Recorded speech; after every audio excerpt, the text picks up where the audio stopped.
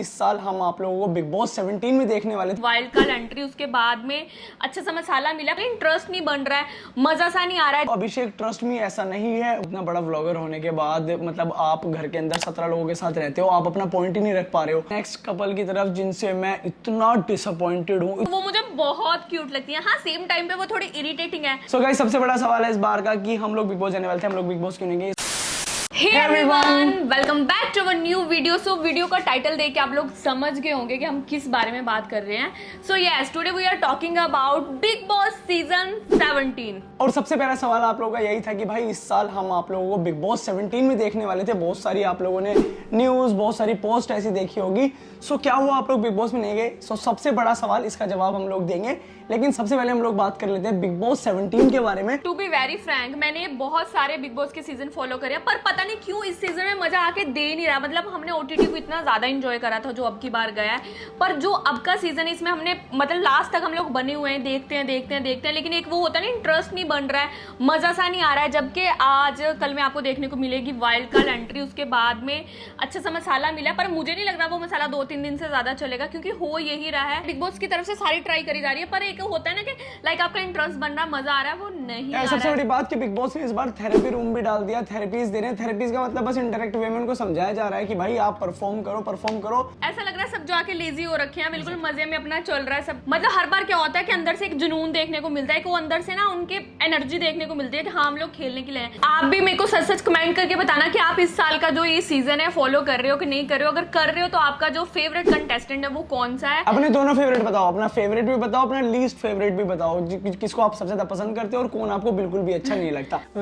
So guys, अगर मैं contestant की लिस्ट उठाकर देखूं तो सबसे पहले नाम मेरे सामने आता है मुनव्वर फारूकी, जिनको हमने लॉकअप में देखा है। इवन वो लॉकअप के विनर भी हैं, लेकिन उनके पास जो एक्सपीरियंस हो गया ना वो बहुत ही अलग है, क्योंकि उन्होंने रियलिटी शो खेला हुआ है ऑलरेडी। तो वो बहुत कामली, बहुत मतलब ऐसे सियाने बंदों की तरह काम ले रहे हैं। सबसे बड़ी बात ये है कि भाई उसकी रियलिटी शोज की नॉलेज है और सबसे बड़ा एक्सपीरियंस लेके वो आया। और दूसरी चीज कि बी ऑनेस्ट, वो एक बहुत अच्छा प्लेयर है अगर आप पर्सनैलिटी वाइज देखा जाए, क्योंकि उस पर अपनी बातें रखनी आती है, अपना पॉइंट ऑफ व्यू वो रख सकता है और लोग उसको सुनते हैं। तो सबसे बड़ी बात यही थी मुनव्वर को लेके कि मुनव्वर के अंदर वो पोटेंशियल है कि मुनव्वर 10 लोगों में अलग ही खड़ा होकर दिखता है।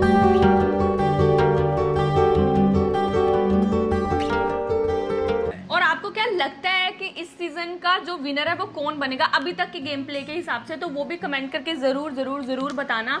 उसके बाद हमने देखा है कि हमारे पास यहाँ पे 2-3 कपल्स भी आए हैं। सो अगर कपल की बात करें तो यहाँ पे हमारे पास आ जाती है ईशा मालविया के बारे में खुशी आपको बताएगी। आपने उनको उड़ारिया में देखा होगा, तो एज अ कपल वो आए अभिषेक के साथ में, और उनका जो गेम प्ले है वो मुझे कुछ समझ में ही नहीं आ रहा है। मतलब मैं सच बताऊं आप लोगों को कि भाई वो कपल का बीड़ा उठा के चली थी, और जो चीजें मैं अब शो के अंदर देख रहा हूँ कि बहुत बार ऐसा हो जाता है कि अभिषेक के साथ दिखाई देती है, कभी अभिषेक के अपोजिट दिखाई देती है। और एक और नया मसाला कि वाइल्ड कार्ड एंट्री हुई है, वो बताता है कि मैं इसका करंट बॉयफ्रेंड हूँ। सो ईशा मालविया का गेम अभी तक भी थोड़ा सा पजल मुझे दिखाई दे रहा है, बिकॉज आप इस तरीके से तो गेम को ज्यादा लंबा नहीं खींच पाओगे, ऐसा मुझे लगता है। वो ऐसा प्ले कर रहे हैं कि वो बहुत क्यूट, बहुत इनोसेंट सी हैं, लेकिन उनको खुद ही समझ में नहीं आ रहा है कि उनका चल क्या रहा है। एग्जैक्टली। सो अभी तीसरा नंबर अगर हम बात करें अभिषेक के बारे में, तो भाई अभिषेक को मैं मिला हुआ हूँ और अभिषेक एक हम लोग साथ में थे किसी कोलैबोरेशन पे। सो अगर मैं आपको बात करूँ, अभिषेक ट्रस्ट मी ऐसा नहीं है। वो अंदर जाके जिस तरीके का उसने एग्रेशन फेंकना शुरू किया है, अपनी चीजें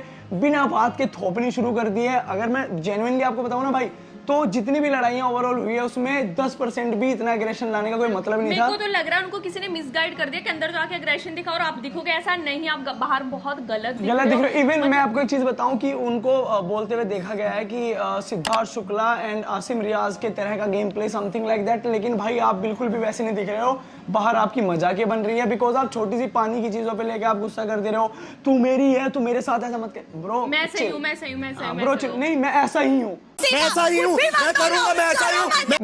अरे ब्रो, ऐसा कोई नहीं होता, आप चिल करके गेम प्ले खेलो। लेकिन अभी तक मैं सच बताऊं, सबसे अजीब गेम प्ले मुझे अभिषेक का लगा है, मैं अभी बीच में आपको बता देता हूँ। और एक चीज और है कि इस बार ना पता नहीं सब कंटेस्टेंट को ये लग रहा है कि वो अंदर यही कर रहे हैं कि हम क्या करें कि हम दिखें। मतलब वो चीज उनके एपिसोड्स में भी दिख रही है कि वो ये चाह रहे हैं कि हम क्या करें कि हम दिखें। डेस्परेसी दिख रही है गाइस, दिखने के लिए कुछ भी कर रहे हैं। जैसे फर्स्ट डे पे वो हुआ था माइक वाला कि आप एक काम करो, आप अपना माइक उतार दो तो ये कास्ट होगा। तो इस बारे में भी डिस्कशन हो रही है कि कास्ट कास्ट होगा कि नहीं होगा। सो नेक्स्ट कंटेस्टेंट आ जाती है हमारे पास जिग्ना वोरा, जो कि मुझे पता लगा था, लेकिन उनको मैं पहले से नहीं जानता था। जैसे ही वो कास्ट हुई बिग बॉस में, उसके बाद मैंने उनके बारे में पढ़ा। सो दैट वो एक जर्नलिस्ट हैं और उनको किसी चीज़ को लेकर के शायद जेल हो गई थी। तो अब मैंने उनका गेम प्ले देखा है। सो दैट एज सच अच्छी पर्सनैलिटी है, अपनी चीज़ों को काफ़ी अच्छे से रखती हैं, लेकिन अभी तक मुझे लगता है थोड़ा शेल के अंदर रह के खेल रही हैं, थोड़ा नर्वस होकर खेल रही हैं, और टाइम के साथ आपको धीरे धीरे पता लग जाएगा उनका गेम प्ले। अभी तक तो मुझे वो थोड़ा सा ऐसा लग रही है वो शेल के अंदर है और वो नहीं चाहती कि मैं दिख नहीं रही है, बहुत कम दिख रही है। और जिस दिन मुझे वो अच्छे से दिखी, सिर्फ एक दिन दिखी थी, जिस दिन मीडिया राउंड होता है, मीडिया राउंड में मैंने उनको खुल के खेलते हुए देखा है, और वहां पे मुझे उनका गेम प्ले थोड़ा सा सॉर्टेड और बाहर मतलब शेल से बाहर निकल के दिखाई दिया। और अगर मैं बात करूं मनारा चोपड़ा की, तो वो मुझे बहुत क्यूट लगती है। हाँ, सेम टाइम पे वो थोड़ी इरिटेटिंग है, बट उनके एक्सप्रेशन बहुत क्यूट है। विवेक को कभी कभी इरिटेटिंग लग जाते हैं, ये कहते हैं कि यार ये बहुत इरिटेट यार करती है। एक्चुअली मैं बताता हूँ, वो ना एक्सप्रेशन क्वीन है अगर एग्जैक्टली बात करूँ, लेकिन अभी पंगा क्या है ना कि उसके जो एक्सप्रेशन है ना, तो जैसे एक जगह ईशा मालवे ने उसको बोला भी था कि तू वो साउथ दिल्ली वाला रिएक्ट मत कर, क्योंकि जो जिसके साथ भी उसकी लड़ाई हुई है ना, दूसरा बंदा उसका स्लैंग ले लेता है कि ओके ठीक है मैं मान रही हूँ। सो दैट मनारा है बड़ी क्यूट, और मुझे सच बताऊं तो काफी इंटरेस्टिंग लगी वो। मुझे उसकी मुनावर के साथ जो जोड़ी है वो भी, मतलब वो एक फ्रेंडशिप और एक उनका चल रहा है ना जुगलबंदी टाइप का, वो भी मुझे बहुत अच्छा लगता है। अगर मैं चारों कंटेस्टेंट में बात करूं तो अब तक जितने भी कंटेस्टेंट की हमने बात करी उसमें इंटरेस्टिंग है मनारा। हाँ, मतलब वो कुछ तो दे ही रही है मसाला, जिसमें देख के मजा भी आ रहा है, हम एंटरटेन भी हो रहा है, तो एंटरटेनर तो है। उसके बाद हम लोग चलते हैं अरुण के, जिनको आप जानते हो अचानक भयानक के नाम से। सो भाई मतलब एक क्रिएटर हैं, बहुत अच्छा कंटेंट क्रिएट करते हैं, और सबसे बड़ी चीज जिसके लिए मुझे मतलब अरुण के सामने हैट्स ऑफ हो गया था, जैसे ही अभिषेक का 2-3 दिन सबने एग्रेसिव रूप देखा, कोई भी उसके साथ लड़ने को तैयार नहीं था, कोई भी ये कहने को तैयार नहीं था कि भाई 17 लोग घर में हैं और तेरा एग्रेशन लड़कियों को या और लोगों के ऊपर हावी हो रहा है, तो थोड़ा चिल कर, क्योंकि तूने पूरे घर का माहौल खराब कर दिया। तो अरुण इज द पर्सन जो जाके लड़ा था उससे, उसने स्टैंड लिया था कि भाई मेरे साथ तू ये सब नहीं करेगा। तो तब अभिषेक को थोड़ा पता लगा कि ब्रो चिल रह के खेलना पड़ेगा, बिकॉज ये गेम धक्का मुक्की या चेस्ट मारने का गेम है ही नहीं। तो अरुण इज अ पर्सन जो पहला बंदा है जिसने स्टैंड लिया था, और मुझे काफी अच्छा लगा अरुण का ये स्टैंड लेना। उसके बाद अगर हम नेक्स्ट कंटेस्टेंट की बात करें तो वो है अनुराग डोभाल, जिसको आप UK07 राइडर के नाम से भी जानते हो, जो कि हमारी यूट्यूब कम्युनिटी से हैं, और उनसे मुझे बहुत उम्मीदें थी जब वो अंदर गए, क्योंकि उनका फैन बेस बहुत अच्छा है, और ऐसा लग रहा था कि अंदर जाके वो बहुत अच्छा गेम प्ले करेंगे। पर पता नहीं क्या प्रॉब्लम आई है, क्या नहीं आई है, वो अंदर जाके दिख ही नहीं रहे हैं। मतलब वो कोई उनको बात नहीं करने देता है। मतलब सच बात तो यार ये है कि मतलब इतना बड़ा परफॉर्मर होने के बाद, इतना बड़ा व्लॉगर होने के बाद, मतलब आप घर के अंदर 17 लोगों के साथ रहते हो, आप अपना पॉइंट ही नहीं रख पा रहे हो। सो मुझे लगा था कि शायद आज, शायद कल, शायद परसों, और धीरे धीरे देखते देखते इतने दिन हो गए, लेकिन अनुराग का अब तक लोगों ने स्टैंड नहीं देखा, और हर छोटी छोटी चीज़ों में उसका मजाक मतलब बन रहा है। वो ऐसी ऐसी चीज़ें वो कर देता है, चाहे उसकी लड़ाई वो चॉपिंग को लेके हो, फिर बाद में पता लगता है वो चॉपिंग नहीं वो वॉशिंग थी। सो ब्रो आपको यहाँ पे इतने मतलब सैकड़ों कैमरा कैप्चर कर रहे हैं, आप फुलिश मत दिखो, आप अच्छे से अपना गेम प्ले खेलो। बाकी तो जो आपकी बाहर आर्मी जिसको आप बोलते हो बाहर, वो है आपको लाइक सपोर्ट करने के लिए, बस आपको अच्छे से गेम प्ले अपना खेलना है और लॉयल और हम्बल रह के खेलना है। लोगों को आपकी पर्सनैलिटी जैसी आपके व्लॉगिंग चैनल पे दिखती है वैसी दिखनी चाहिए बाहर भी। So I am very disappointed with Babu bhaiya. तो थोड़ा भाई ऐसा लगा बाबू भैया जाके थे अंदर बस मचा डालेंगे, ये हमें लगा था जब वो एंट्री हुई थी उनकी और हमने उनको देखा था। और ऐसा होता है कि कोई अपने साथ का बंदा जाता है तो बहुत अच्छा लगता है। तो उम्मीदें बहुत है, अभी बहुत टाइम है, तो प्लीज देखो। अब हम चलते हैं नेक्स्ट कपल की तरफ, जिनसे मैं इतना डिसअपॉइंटेड हूँ कि मुझे लगा कि यार ये लोग बिग बॉस आ ही क्यों गए। मतलब बहुत बड़ी बात मैं बोल रहा हूँ, लेकिन सच में मुझे आज भी वही लग रहा है जब मैं वीडियो शूट कर रहा हूँ। मैं बात कर रहा हूँ नील भट्ट एंड ऐश्वर्या के बारे में। गाइज मतलब इतना बच्चा टाइप कोई कैसे हो सकता है, मतलब आप समझ रहे हो, क्योंकि जो ऐश्वर्या है वो तो काइंड ऑफ बच्ची है, मतलब उनको चीजें समझ में नहीं आती। बिकॉज बिग बॉस ने उनको एज ए थेरेपी के लिए एक रूम के अंदर भेजा और वहां उनको बोला कि समझा रहे थे उनको बिठा के कि गाइस आप क्या कर रहे हो, आप दिख ही नहीं रहे हो, आप कुछ कर ही नहीं रहे हो घर के अंदर। तो दैट उस चीज को भी वो कह रही कि शायद बिग बॉस का सरकाज़म है। तो ब्रो ये तो बिल्कुल सिंपल बात आपके सामने बोल दी। उसके बाद नील का बिहेवियर उस दिन हम लोग देख रहे थे। नील का बिहेवियर, जैसे नील को अंदर बिग बॉस ने थेरेपी के रूप में थोड़ा समझाया, तो नील बिना बात के आके विकी के ऊपर एग्रेसिवली चार्ज लेना शुरू कर दिया, जबकि वो इतनी बड़ी चीज थी नहीं। लेकिन आपका जरूरी नहीं है भाई, मैं बता दूं आपको, मैं एज अ ह्यूमन मैं आपको बताता हूँ, बिग बॉस में दिखने के लिए लड़ना ही जरूरी नहीं है। अपना पॉइंट, मुनव्वर अपना पॉइंट रखता है और वो दिखता है, मनारा अपना पॉइंट रखती है और वो दिखती है। मतलब ये आपको बात माननी पड़ेगी, जरूरी नहीं है दिखने के लिए और आपको। हाँ, ये लोगों को बहुत हो जाता है, वो बाहर तो कुछ और होते हैं, अच्छे होते हैं, अंदर जाके वो लड़ते हैं सिर्फ दिखने के लिए, लेकिन उनको ये नहीं पता कि आपकी रियल साइड दिखाने के लिए बिग बॉस है। तो क्या होता है, जो फैन आपको देख रहे हैं, जो जितने व्यूअर्स आपको देख रहे हैं, वो आपकी वही इमेज बना लेते हैं कि यार नहीं ये बंदा, जैसे मैंने अभिषेक को अभी देखा, मैंने बोला यार ये इतना अग्रेसिव है, जबकि वो हमें पता है वो नहीं है। नहीं है एग्जैक्टली, हम उसको जानते हैं, लेकिन वो एग्जैक्टली सबके अंदर दो लोग होते हैं, एक सॉफ्ट कॉर्नर एक हार्ड कॉर्नर। बंदा हार्ड पे जाके ऑब्वियस है कि चार्ज लेता है, ये गुस्सा करेगा, मेरे साथ भी कोई गलत चीज होगी मैं गुस्सा करूंगा। लेकिन गुस्सा करना और ओवर करना दोनों में किस बात पे? मैं ऐसा ही हूँ, मैं ऐसा ही हूँ, मैं ऐसा ही लड़की हूँ। के साथ भी ऐसा कि मैं लड़की से नहीं डरता, मतलब हाँ, मैं बेड पे चढ़ रहा है बंदा तू कुछ नहीं करता। अरे भाई थोड़ा चिल कर यार, रिलैक्स रहे, बहुत बड़ा गेम है, अभी 3 साढ़े 3 4 महीने एनर्जी वेस्ट करनी है, इतना जल्दी आपा खोगे तो बेकार हो जाएंगी चीजें। उसके बाद भाई मैं नील और ऐश्वर्या से डिसअपॉइंटेड हूँ कंप्लीटली। नेक्स्ट कंटेस्टेंट है हमारे सामने अंकिता लोखंडे और विकी।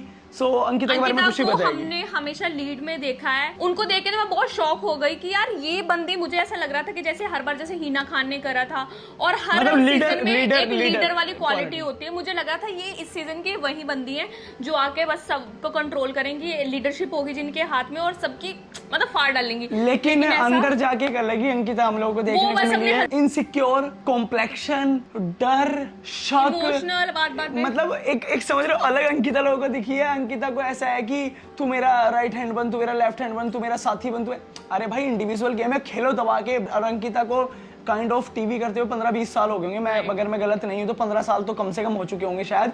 उसके बाद आपकी ऐसी पर्सनैलिटी व्यूअर को देखना तो काफी डिसअपॉइंटेड हूं मैं इनसे भी। अभी हम सेम टाइम पे चलते हैं विकी की तरफ। तो भाई अगर आप बात करो कंटेस्टेंट के बारे में तो भाई मैं आज बता दूं आपको, विकी इज अ पर्सन जिसने मेरा लिटरली दिल जीत लिया है भाई। बिकॉज वो बंदा कभी उसने लाइक कोई ऐसा इतना बड़ा शो नहीं किया है, इतना बड़ा कोई टीवी नहीं किया है, उसके बाद भी इतने सारे कैमरास के सामने इतना अच्छा परफॉर्म करना, इतना अच्छा एंटरटेन करना। बिकॉज आपने विकी को देखा है खुशी, वो एंटरटेनमेंट के लिए बहुत सारी चीजें करता है। और व्यूअर को एक रैंडम आदमी, इतने बड़ा फैन बेस, कोई फैन बेस नहीं है सच उनका कि बहुत ह्यूज फैन फॉलोइंग है, लेकिन लोगों का बार पसंद करना, मेरे मतलब मैं भी सच बताऊं मुझे विकी की पर्सनैलिटी इतनी अच्छी लगी कि लोगों को मजा आ रहा है, विकी को देखने का मन करता है लोगों को। मुझे ऐसा लग रहा था कि अंकिता को उनसे बेटर होगा, लेकिन अंदर जाके बिल्कुल उल्टा हो गया। अंकिता उनके पीछे और वो अपना मस्त गेम प्ले खेल रहे हैं। यस, बिकॉज बिग बॉस है गेम ऑफ पर्सनैलिटी और यहाँ पे विकी ने अपनी पर्सनैलिटी को अच्छे से दिखाया है। हैट्स ऑफ टू विकी भाई।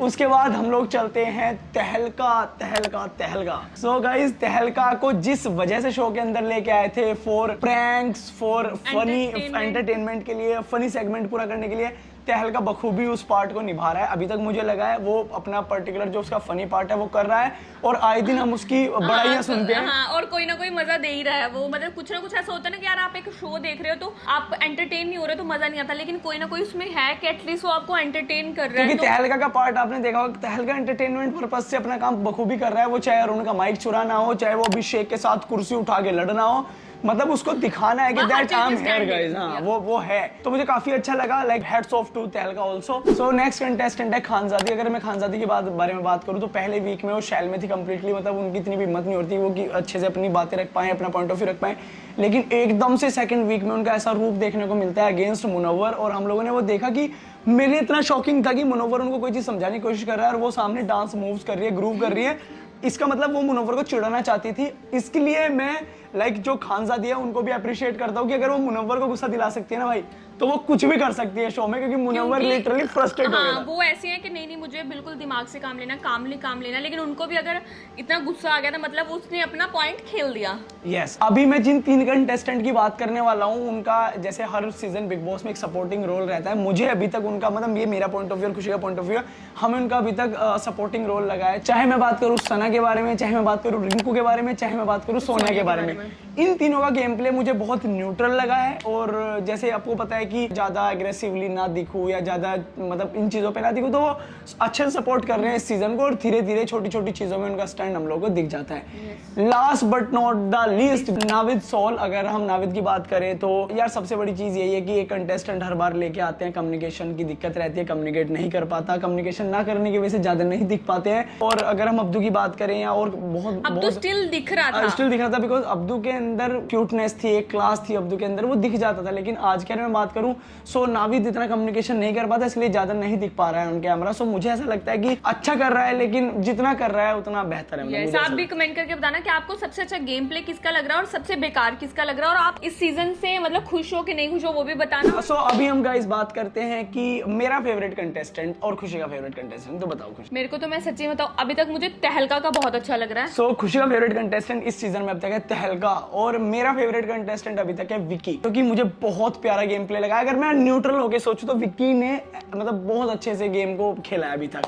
लीस्ट फेवरेट बताओ जो आपको बिल्कुल नहीं पसंद आया अभी तक, और मैं भी बताऊं। मुझे नील। और अगर मैं बात करूं भाई बिग बॉस के नजरिए से तो अभिषेक का गेम प्ले मुझे नहीं पसंद आया, ट्रस्ट में भाई। आपको कौन लगता है इस बार का विनर कौन बनेगा? मुझे ऐसा लगता है मुनव्वर, आप बताओ। मुझे भी लगता है मुनव्वर। विकी भी हो सकता है। विकी गेम प्ले पता नहीं मुनव्वर, लेकिन बहुत हार्ड है। मुझे लगता है कि इस बार चांसेस मुनव्वर के बहुत ज्यादा होंगे तो हाँ। यस, तब पता लगेगा और अच्छे से कि मुनव्वर का गेम प्ले मुझे अच्छा लगता है। यस। अच्छा, बिग बॉस 17 आप हिट या फ्लॉप क्या कहोगे?